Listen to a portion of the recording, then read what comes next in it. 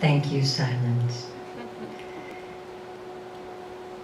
Last year, a friend of mine was flying from overseas to Dallas to make a connecting flight to New York City. And while she was there, she met this gentleman who was also making a connecting flight in Dallas, and he was on his way to his hometown, Detroit.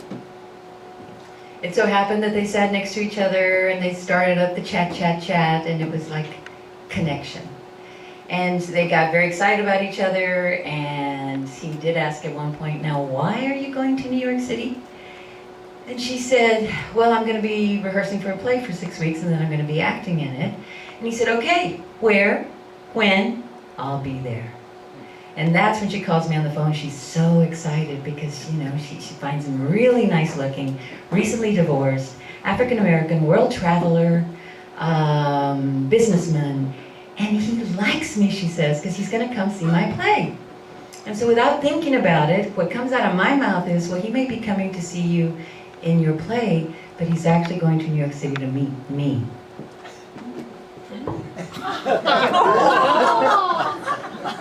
She said, what?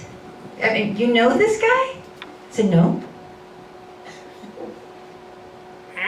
Yeah, no. She said, well, how's that going to happen? I said, because my blueprint told me so. Now, she's known me for so long that when I use the word blueprint, she doesn't believe very much in the witchy-woo stuff, but what I'm talking about when I say blueprint is what I have experienced since I was 25 years old. I have these precognitive, premonition experiences in the dream time.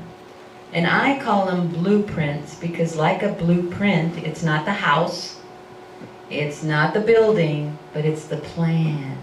And there's a little bit of leeway with any plan, right? But it's the plan. So when that started to happen to me, I did some research because I wanted to understand, well, what's that about?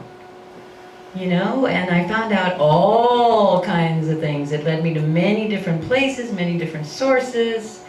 And one of the things that impressed me the most was a quote that I had found by Ramana Maharshi, which is one of the most venerated saints from India of the 20th century.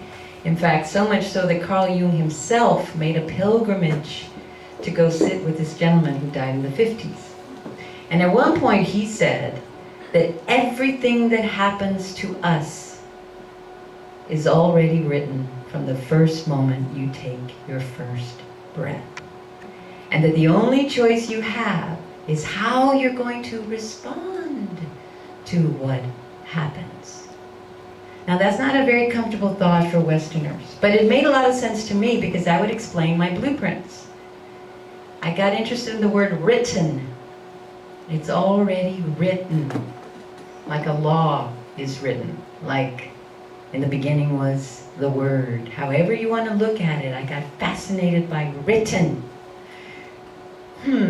So that might explain my blueprints because imagine for a moment, what's today, August 2nd, 2014, Austin, Texas, and in the book, as it's written, of Amparo, and each of you has one, I'm on page 75.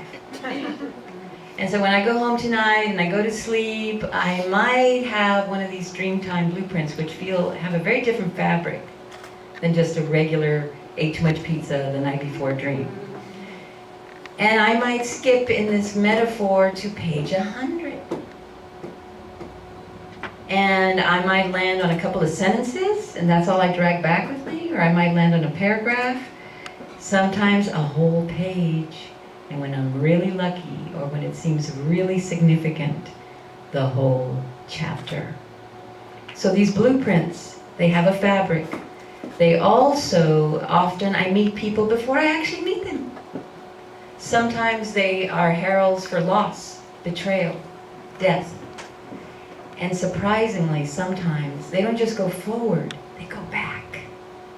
And those are the most pineal? You know what I'm talking about. Ones, because I suspect those are past lives. And I wish I could put on plays of those because, talk about eclectic. How do you know it's a past life? Well, they're kind of wearing the costume of the, but they're in this moment at the same time, and it's actually your aunt who was in your lover. You know, it gets complicated, but I've been doing this for a long time. So, last year, the blueprint about this gentleman, African-American, world traveler, business, entrepreneur man, that I am going to meet. I have never said it that way to anyone. Why would I say that? It's really my life, my stuff. But this is a dear friend, and I was trying to protect her because I could tell she was getting amorous and excited. So, I get to New York myself, 6 weeks later after this experience on the phone with her, because I'm going to help her. I'm there for opening night. I'm going to help her get her show up. And that gentleman is right there. And he's there with his grown daughter. She lives in Manhattan. And it's a quick thing, you know, because it's like, hi, how are you? My friend says, this is Amparo. Amparo, this is my friend from Detroit. Hi, nice to meet you. Okay, and I have to run off because it's opening night. There's a lot of things to do. No thunderbolts. None of the things that showed up in the blueprint were present in that moment, which, by the way, let me just give you what the 2 sentences that came for that blueprint were. Dark. I don't want to say romantic, but I guess you could call it that. Dark room, bar-like situation, intimate conversation at a table, other people around. I'm lucid in these times. I'm aware of me, and I'm going, what the hell am I doing in a bar? I don't even drink. What am I doing in a bar? But if you get too that way in these states, you'll wake yourself up, so you don't want to do that either. You just want to go, okay, I'm in a bar. Let's see how I got there. So it appears to be a bar, and he's sitting really to my left, and he's very into me. There's like a laser, and I'm reading it as like a magnetic connection of attraction, but it seems to be coming this way. And that's a little interesting, but I don't really understand it from, you know, where I am in this person the year before. But then, and this is how I know that it's him, I know that what's confusing me about his intensity is that he hasn't gotten over his wife yet. I haven't even met this guy, and I know a bunch of shit already. You know what I'm saying? So anyway, the show goes on, the show's up, I don't know, you know, I lost track of him, because again, there was no thunderbolts, like, no, it was just, okay, whatever, so people at the play, and then we go to the bistro, which is a dark room, and you could say romantic, and there's about 25 people there.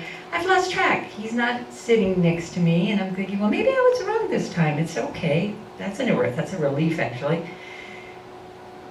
But as the evening progresses, I'm in my own table. My daughter is there with me, and some UT students that are now actors are sitting with me, and he doesn't even ever look at me. He's giving me his back the whole time.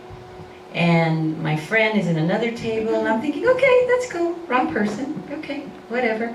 We're about to finish our dinner when suddenly my attention goes right to his back. And like I said, he's about 10 feet away from me, his back the whole time. And suddenly his back straightens, and he turns, and he looks at me, pushes his chair back, comes and stands right next to me, and it says, hi. And I'm like, I don't remember that from the blueprint, so you know it could still not be him, because I don't remember this crick in the neck thing. And he just continues to how's the weather talk, and you know that whole thing when you're meeting a perfect stranger. And so finally I go, there's a chair there. You're welcome to sit down. And he does. He never gets up until like it's getting obvious that everybody has to go. Even my daughter's kind of looking at me like, and I have to ask, because remember what I said about the blueprint? This was only a 2-sentence paragraph. I don't know what happens here. I just know this is meant to be, but I don't know what decision I made, if I made one. So I ask, I say, do you mind if I ask you a question? why did you come to this table? He said, well, I suddenly became aware of some energy behind me, and I turned around and saw you. Then I came over. It's nice when that happens. I'm not so sure, frankly, because I have some, remember, he hasn't gotten over his wife. He wasn't trying to poke the wool over my eyes about this. He was newly divorced. But he says, I'm moving to Texas, I think. I'm looking at a house in Houston. Would it be okay to come visit you in Austin? I'm like, because I didn't get, again, the information. I'm like, okay, sure. Well, very quickly, this moves fast in the sense that I thought he was just, talking. No, he calls me within a couple days. What's a good day? I'm ready to take the plane. And I've had time to sit with this. And I just very straightforwardly say, I really value this friendship possibility if that's what you're interested in. But I'm not complete yet with a previous relationship, and if it's more than that, I'm not going to necessarily be able to meet you there. And I should tell you straightforwardly, I'm intuitive, you have not gotten over your wife.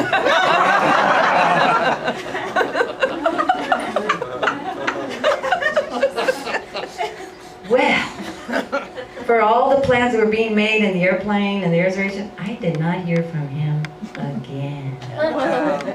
So, I could have told you many stories, but I chose this one because it was a teaching one for me about divine law, sacred law. And you're going to have to be a little abstract with me for just a moment, because what I learned from this blueprint, because it was unique. Normally I get the paragraph, the page, and the chapter, and I kind of know where the longer arc is going. I had not done a walk-in part in my own blueprint world. You know what I'm talking about? I was there to deliver one fucking line. You haven't gotten over your wife. Go cry about it. It won't work to try to pick me up about it, basically. In a kind way, because I felt compassion for him at the same time. Now, I don't know what's happened with that one line that I delivered, but it was an aha for me. This has nothing to do with him. It has to do with what I came back from understanding, that there's some things that are pre-designed, and that your life can change when somebody says one thing to you, and one thing only. That was a revelation, and I felt the connection and the extraordinary, invisible hand of something that I don't have any idea. Like Hector says, I'm not trying to explain anything to you, I'm just trying to share my experience about it. So where I want to end this evening with it, as an idea of sacred law, divine law possibilities, is a story about another avatar, and that's, I didn't have a picture of Mayor Baba, but are you guys familiar with Mayor Baba, who he was? Another venerated saint from India, who Americans got very charmed with in the 40s, in the 50s, and in the 60s. Peter Townsend, he dedicated Tommy, that album, to Mayor Baba. Bobby McFerrin, Don't Worry, Be Happy, is a tribute to him because that was his mantra. Well, where I want to end tonight is a story about him. Because this is a God-realized person that one moment in time woke him up. He was just like you and me for the most part, brilliant. And he had a kiss from an awakened person, and it was just on his forehead. And the pineal gland. And from that moment on, he never spoke again. He wrote a couple books, one called God Speaks, but he never spoke again. He had a little board and he'd point to the letters, like, yes, I'll have the green one. Because when he woke up, it was so extraordinary that he realized that words are a problem. There's a yes and a no, and you take a side, and that is a problem. In the blueprint world, yes and no coexist. That's my experience. That's why it was wide open. And it holds paradox, and it holds what we don't know to be true very comfortably. It's me that's waking up and then wakes up the next morning and goes, what? There's no way I'm going to do that. I'm not going to let that hoe walk off with that man. You know, or whatever. Because I have met many a woman that is the lover of the man that I'm just supposed to run off with. And we've had a conversation about it. Don't ask me how and why. I have no idea. So anyway, Mayor Baba, on his trip to the United States, one of them, he's on a train from from Los Angeles to New York City. And it makes a change. There's a little bit of a stopover, not long, in Santa Fe. And when he suddenly just knows he has to get off the train. He gets off the train. The people that know him, you know, that assist him, stay close behind with, you know, he's got his little board. But he doesn't seem interested in having to explain anything. He doesn't speak. But he walks to the center of town. And he's looking, and then he finds there's a Native American man leaning against a wall. Probably most people would have walked past him, maybe homeless, but God realized, because that was Mayor Baba's specialty. The person with the saliva rolling down the mouth, it's smelly, you don't want to have anything to do with, but they're in God land. But we're going. He goes to this man, he stands right in front of him.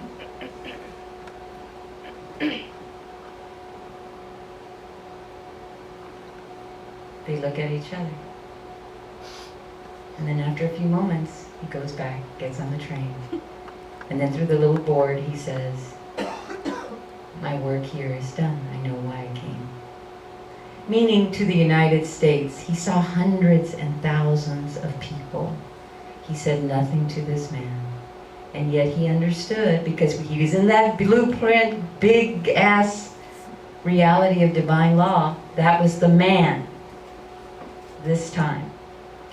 So, all I'm saying is that there's reason that reason knows not of. And there's this, what did you call it? The three laws, Ted? The government, what'd you say, religious? Religious science. And science. And then I like that you went to the unknown. And I like that Corey is in the process of becoming a diamond. And I like that my sister is just a wildcat. You can just stop her if you can. But the beautiful part is that we're always just meeting ourselves everywhere we go. So thank you for coming here to meet yourself tonight. And I want to ask the storytellers to come up here and stand up and bring the lights.